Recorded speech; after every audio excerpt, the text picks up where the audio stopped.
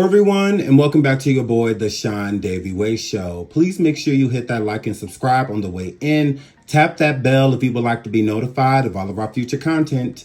Today, I bring you another surviving on Diddy and Keefe D.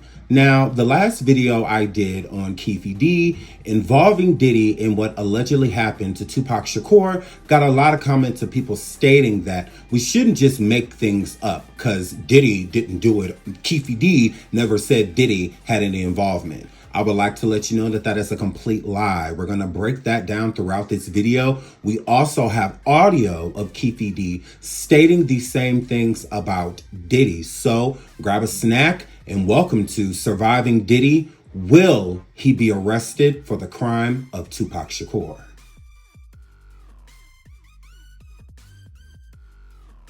On 4 of those occasions, there's San Diego, Anaheim, Irvine, and Vegas. Which ones do you actually talk to Puffy at? Every one. Every one of them. Which of those 4 is it when you talk to him about murdering Tupac? It was really about both of them. Either one. It was Tupac and Suge, you mean? Yeah, Anaheim. After a concert in Anaheim, Keefe D claims that he attended a party with Puffy in a hotel suite. Shout out to MSN.com. Keefe D drops bombshell. Is P. Diddy the mastermind behind Tupac's life ending? A lot is going on right now in the hip-hop industry. Not so long ago, hip-hop celebrated 50 years and its very own P. Diddy is being accused of orchestrating an unalivement. Keefe D claims P. Diddy hired him to kill Tupac. Yet again, the hip-hop legend Sean Combs, popularly known as P. Diddy, has topped the trending list. The star made headlines when rapper 50 Cent recently ignited controversy by explaining why he avoids attending P. Diddy's parties, citing discomfort with certain activities. Puffy also trended after showing love to DJ Black Coffee.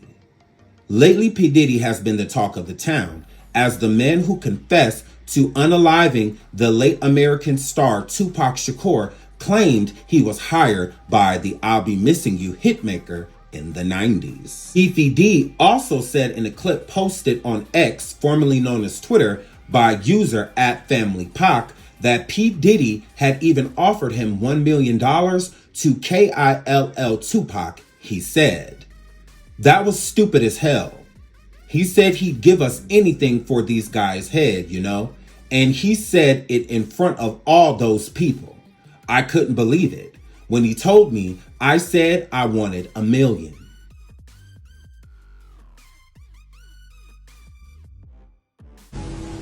Shit, he said he'd give us anything for them dudes, you know? He'll give you anything for these guys' head?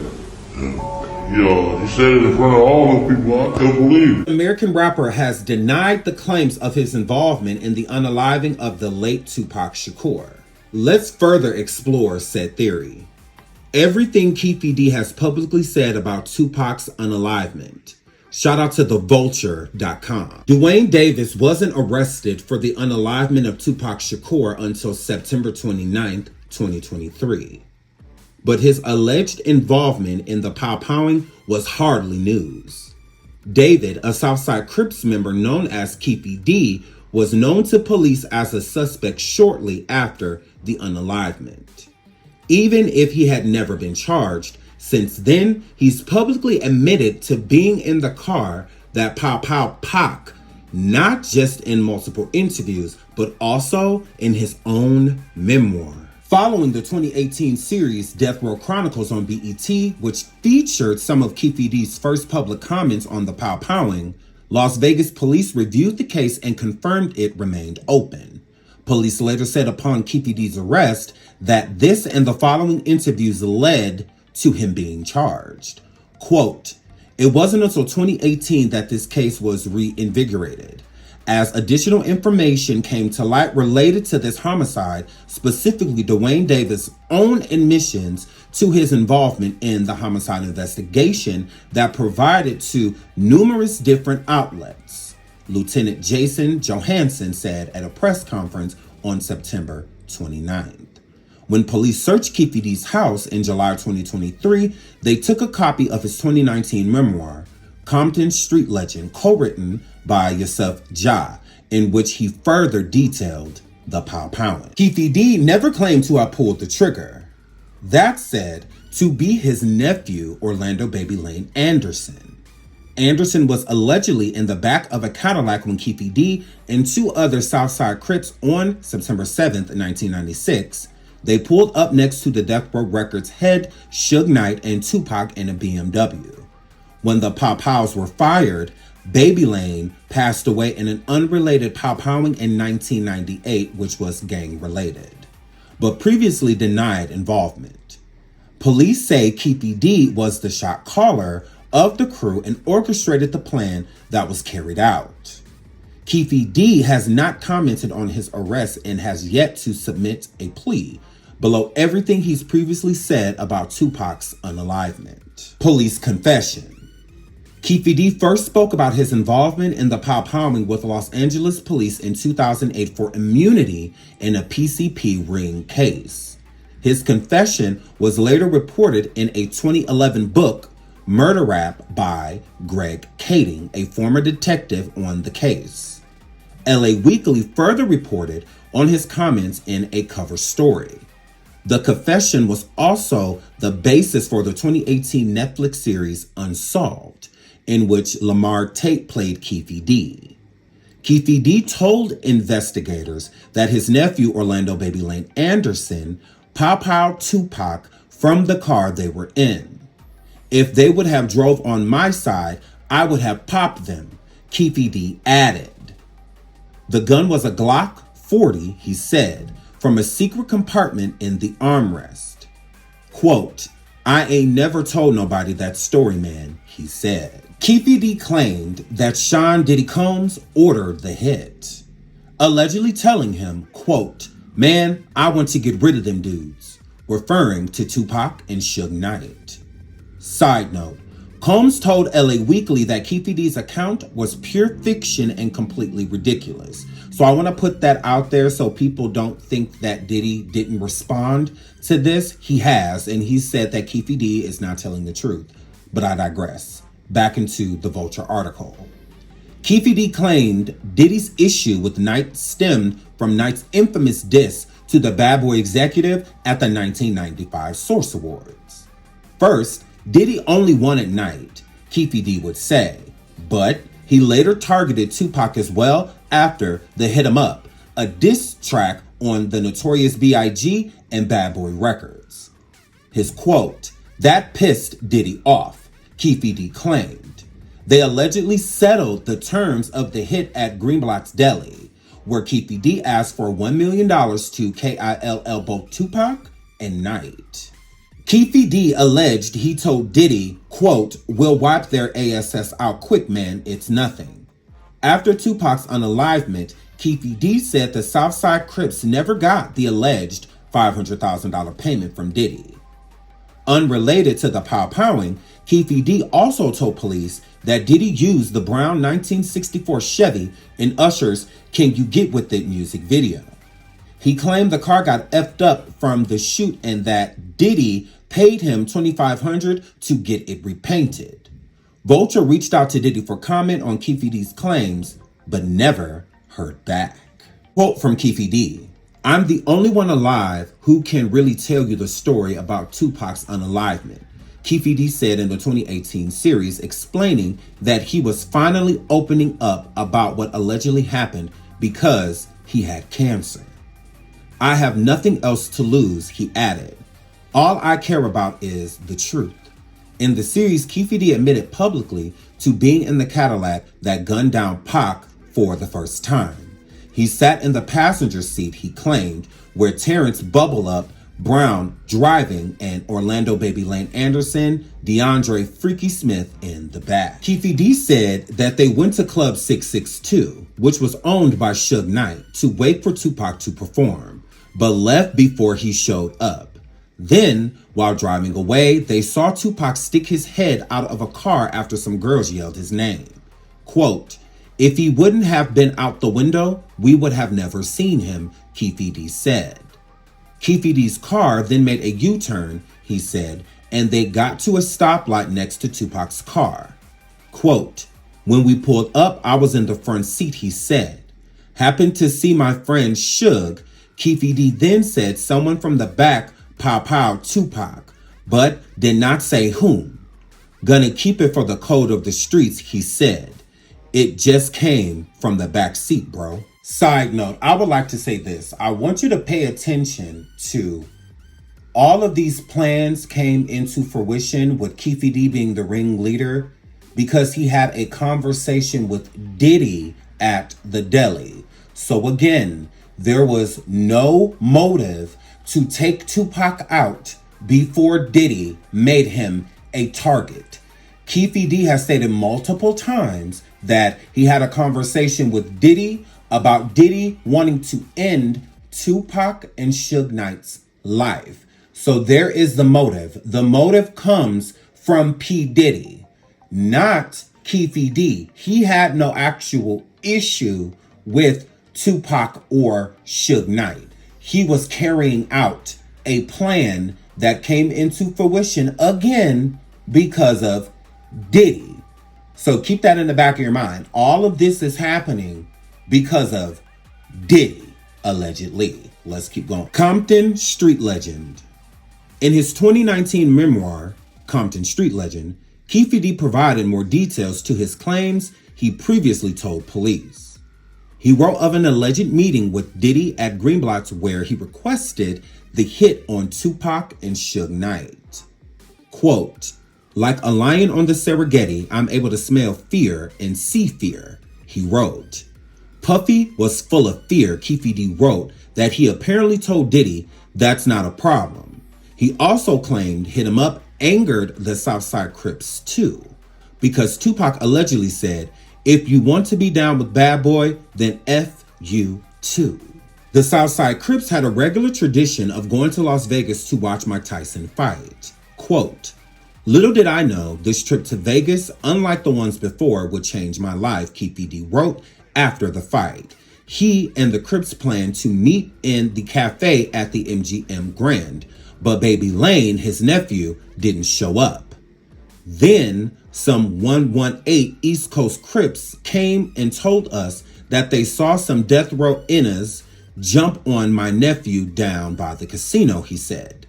Just days earlier, one of the Southside Crips had stolen a death row chain from a death row associate at the Lakewood Mall in California.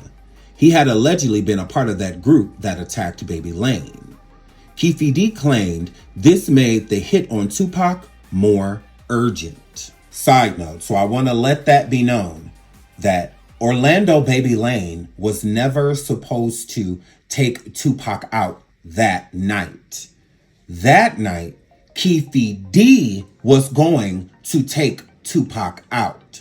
But then the incident happened inside of the casino between Tupac and Orlando Baby Lane.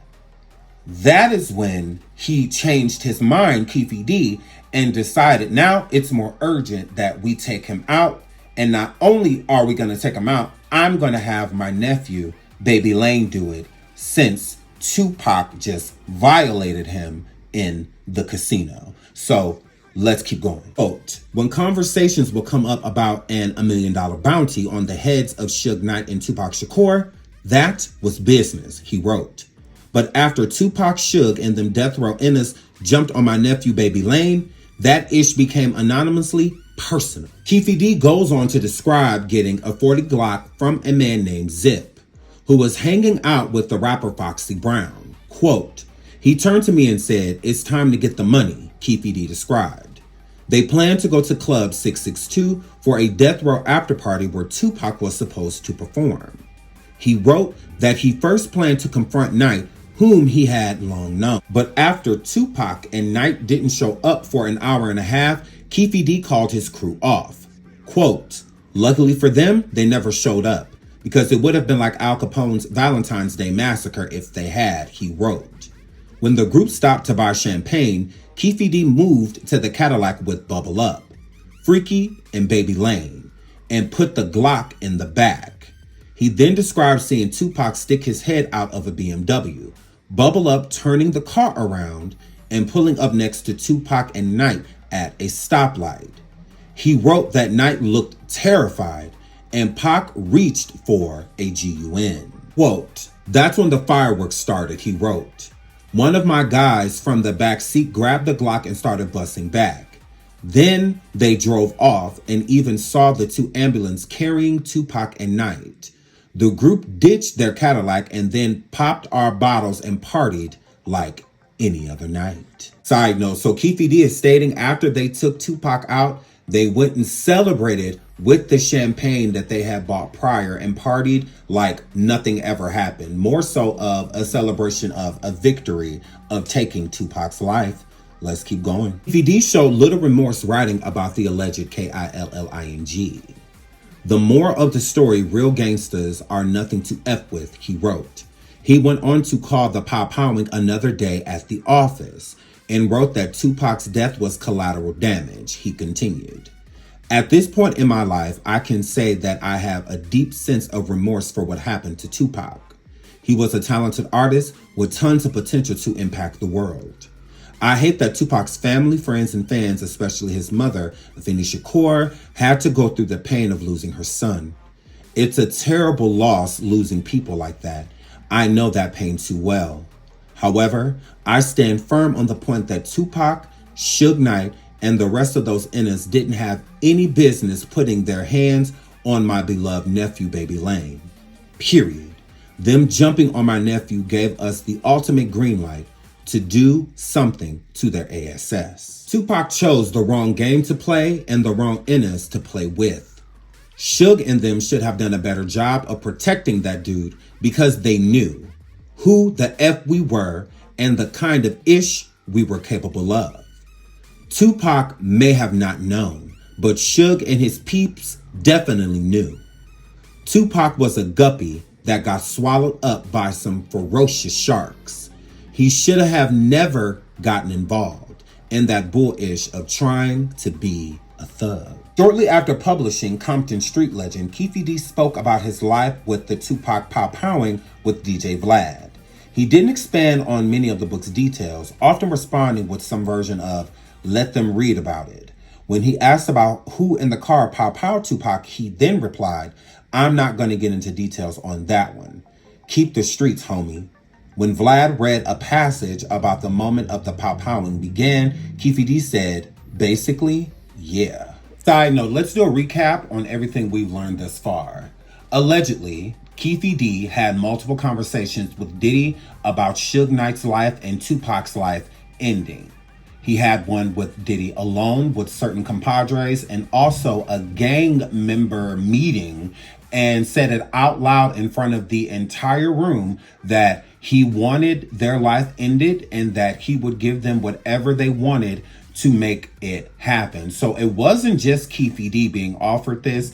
It was all of the gang members that were present during said conversations. Diddy offered Keefe D and the other gang members whatever they wanted as the bounty on these men's head.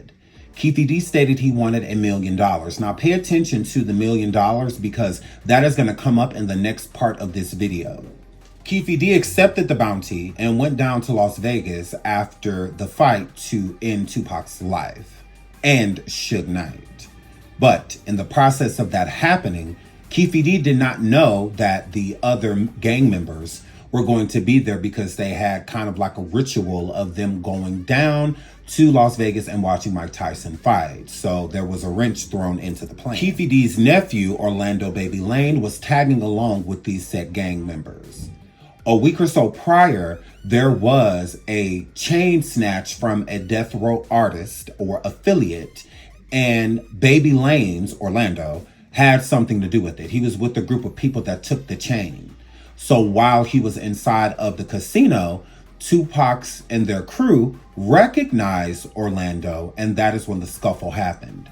While this scuffle was happening, Keefe D was on the other side of the casino with the gang members when one gang member came and alerted Keefe D and the crew that they saw death row people jumping on his nephew, Orlando Baby Lane's. So now at this point, he was going to take Tupac's life, But this made it more urgent. Now it's like this has to happen as soon as possible. Keefe D went and got a weapon from a man that was hanging out with Foxy Brown at the time. He ended up going to give the weapon to his nephew in the backseat of the car when they took Tupac out. So originally Keefe D was going to do it, but it switched once his nephew got jumped by Tupac and associates to his nephew Baby Lanes took out Tupac. But Baby Lanes, from what I'm gathering, did not know about the bounty. He did it basically for free, and ED collected the bounty. Let's get into that $1 million that was offered by Diddy to Keefe D. Shout out to TupacUncensored.com.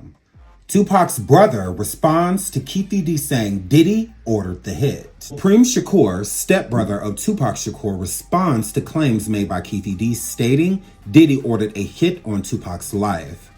With evidence being presented to a grand jury in hopes of convicting Keefe D in connection with the unalivement of Tupac Shakur, many are wondering if the rumors involving Diddy are true. As LVPD raided Keefe D's home back in July and then 2 months later arresting Keefe D, Diddy's possible involvement became a hot topic. Just as Keefe D snitched on himself in a 2019 autobiography, Compton Street Legend, the former gang leader also claimed that Diddy had ordered a hit on Tupac's life, an order that came with a $1 million check, according to Keefe D. 3 days after leaving Las Vegas in 1996, he and others met with Zip at a restaurant. This is when, according to Keefe D, he received a phone call from Diddy asking, "Was that us?" Quote, "I didn't say nothing," said Keefe D, as he told Vlad in response to Diddy's question. During his 2019 interview with Vlad TV, Keefe D also acknowledged that the Fed's involvement with the unsolved Tupac unalivement.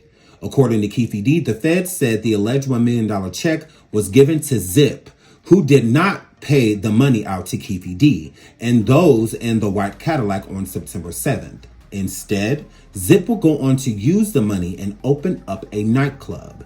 Appearing on Comedy Hype, Prem Shakur was asked his thoughts concerning the rumor that Diddy ordered the hit, which ultimately led to Tupac's demise. Side note, so I do want it to be known the $1 million payout was made. It was paid to Zip, and Zip was supposed to give the money to Keefe D and the associates involved. So Orlando, Baby Lane, and Freaky, all of them were supposed to get paid, but they did not. And not only that, the Crips were supposed to get half of that money. $500,000 of that was supposed to go to them. But karma happened. When you're out here doing evil things come back to you. Diddy did pay up. The problem was the person he gave the money to, which was Zip, it's a dog-eat-dog world. They know how it is with thug life. Giving a person $1 million in the 90s was a lot of money. I mean, it's a lot of money now, but not nearly as much as it was in the 90s. So for those men to get that money, because half the money was supposed to go to the other gang members. It wasn't all supposed to go to Keefe D. So of course the other gang members are going to be looking at Keefe D like, where's our cut? And Keefe D gonna be like, hey, I never got the payment. That's why Diddy did not go to California for such a long time, because there were people looking for him. And it's not like he could say, I paid y'all for taking care of it, because he doesn't want to connect himself to set incidents. So they all got robbed. Zip took the money and started a nightclub instead of paying the people involved with what happened to Tupac. Quote from Prem, "I don't have to do anything. This individual mentioned dude's name," said Prem, referring to Keefe D claiming that Diddy had a $1 million check in return for a hit on Shakur. Law enforcement has a job to do. Will they do it? It does feel like Pac is being vindicated because, you know, back in them days when things were going down, everybody thought he was crazy. He may not have expressed it, probably, but that don't mean he was wrong. Back in 1996, when Pac was pop out at Quad Studios in New York, Shakur immediately pointed the finger on Biggie Smalls and Puff Daddy, aka Diddy. Although Shakur felt others were also involved, the war between the two former friends was ignited, along with the East Coast versus West Coast war insinuated by the media. Some found it hard to believe that Puff Daddy had any involvement with Tupac's pow-powing on November 30th, 1994. Diddy in various interviews will go on to deny such claims. Years later, Diddy found himself again tied to another Tupac pow-powing. Back in 2016, Diddy appeared on The Breakfast Club, where he was asked about being accused of having Tupac unalived. When asked by co-host Charlemagne, Diddy simply denounced the rumors by saying, "It's nonsense." 2 years later, and again, Diddy was in the news tied to the unaliving of Tupac Shakur, this time around hip-hop megastar Eminem. Shocked the world with one clever lyrical bar. Quote, "But Kells, the day you put out a hit's the day Diddy admits that he put the hit out that got Pac KILLED'd," rapped Eminem on a 2018 diss record called KILL Shot Aimed at Machine Gun Kelly. He would not address Eminem's lyrics publicly. Instead, Joe Budden revealed a conversation he and Diddy had about the lyrics. "Nothing to speculate about, nothing to talk about," Budden said. Puff said it's in his hands and he said, "I can tell y'all." That's the end of that. Diddy has been extremely tight-lipped about everything Tupac, especially his passing. I think that's because Diddy does have some sort of involvement. I wasn't there, so I can't say what happened literally, but I do think the majority of what Keefe D has told has been the truth. The number one reason I feel like Keefe D is telling the truth is because, like he said, I don't have anything to lose. I'm older, I have cancer, my life does not seem that it will be long-lived. So before I go, I want to get all of this stuff off of my chest. I don't want to take this to the grave with me when this is so important. So I do believe Keefe D. I don't see why he would have to lie about insinuating Diddy when Diddy had plenty of motive, especially in the 1990s, to end Tupac's life and Suge Knight. I mean, the war that was going on was crazy. So it makes complete sense. Do not believe that it's far-fetched that Diddy ordered this hit, allegedly, on Tupac, and it's been coming up for years. People just choose to ignore it. But because it's being ignored does not mean that it's not true. I do have a part 2 coming, and we're going to be featuring Mace, 50 Cent, and so many other people that have come forward and said certain things. Kim Porter is also going to come up, so make sure you come and check out the next installment of The Surviving when it comes to Diddy, because it's only getting better. So Diddy feeling like his money is going to protect him, and people saying like, "Oh, nothing will happen to Diddy, he's too rich." If Bill Cosby can go to jail, any black man can go to jail. Again, Bill Cosby still for family, everything of light. Diddy never has. I mean, people look at him as an evil being. People do not like him, his greed, among other things. So again, if Bill Cosby can get locked up as rich as he is, so can Diddy. I love you all. Make sure you leave a comment below and let me know if you think Diddy had put the hit out on Pac or not. Until the next video, bye.